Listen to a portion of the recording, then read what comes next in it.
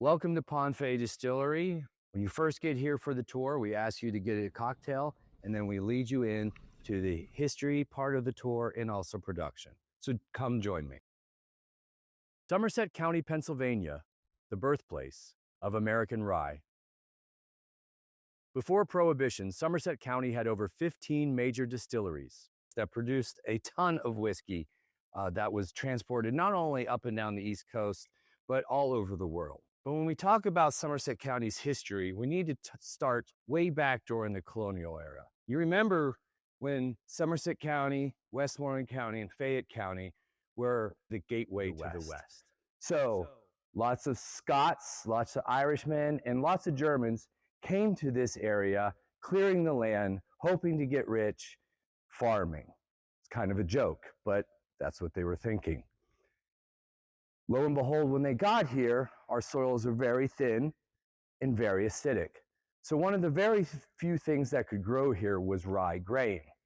So you have all these farmers growing rye grain, and there's only so much bread you can make.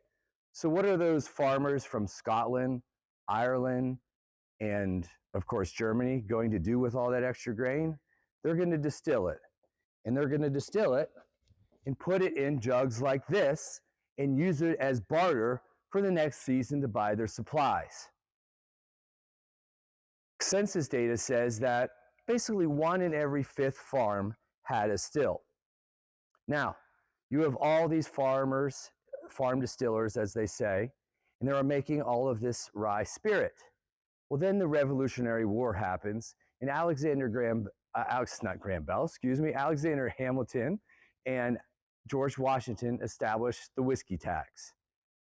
Now, that tax was mostly designated to the large commercial distilleries that were up and down the East Coast, but hearing how much whiskey production was happening in our area, those taxmen came westward looking to collect the tax.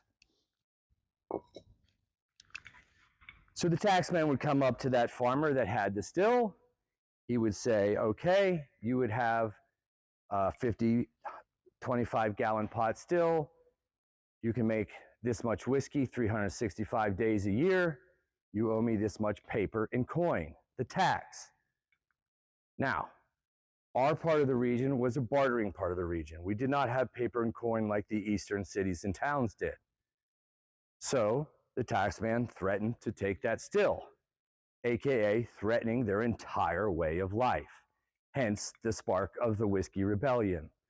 So those country and farm distillers went up in arms, and as you know, you can read about it, basically marched westward, tar and feathering a few people on their way, in rebellion against this tax that was unfairly bestowed upon the farmers that their entire livelihood depended on a few jugs of spirits.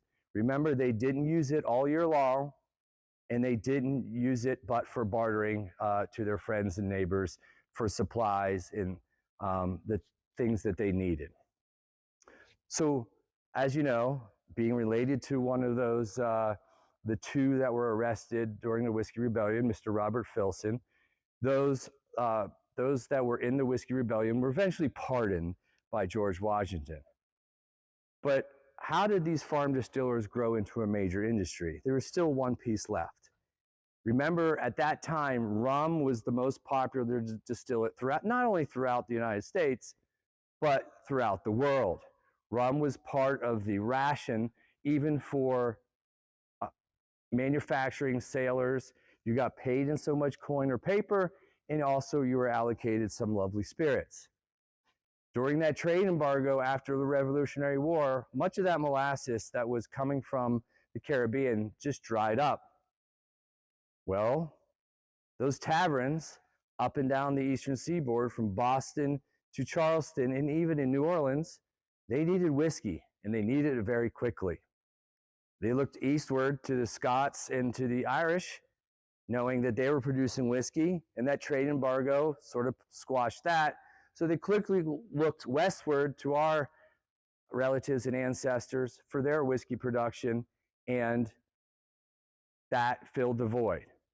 So those farmers filled that void to those eastern taverns, and it's started flowing towards those eastern taverns. And remember, it first went to a bottler or a rectifier. So distilleries were not vertically integrated like they are today, as in they didn't bottle. Most of our distilleries were just wholesalers.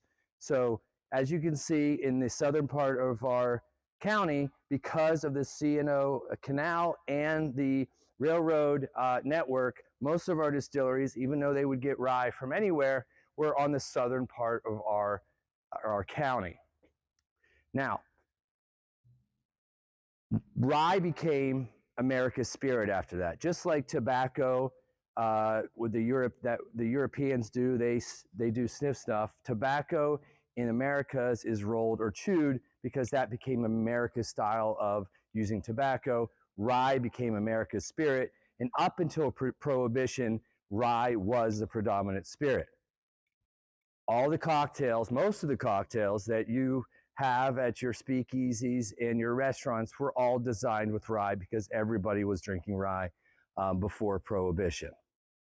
As I stated, rye was the predominant whiskey before Prohibition. After the Revolutionary War, through the beginning of Prohibition. All the bottles you see here, right, that we point out in our tour are pre-Prohibition Pennsylvania bottles, including one of the oldest bottles known in private collections is this Walters bottle from the Bakersville Distillery, and that bottle's from 1893. And actually, if you Google one of the oldest American whiskeys ever sold at auction was from that same distillery. That is believed somewhere in around 1859. Don't quote me on that. You can Google it for yourself. But this other side here are just to show you that the rest of the country was rectifying, bottling, and some distilling because rye whiskey was the predominant spirit. If they were using Pennsylvania barrels, then they would give credence to that Pennsylvania spirit, calling it Keystone Rye, Sweet PA Rye, and also known as Monongahela Rye. Monongahela Rye, made from basically Bedford the whole way to Pittsburgh, was considered the creme de la creme of rye spirits. We mentioned back there that because of our soils, mostly we could only grow rye.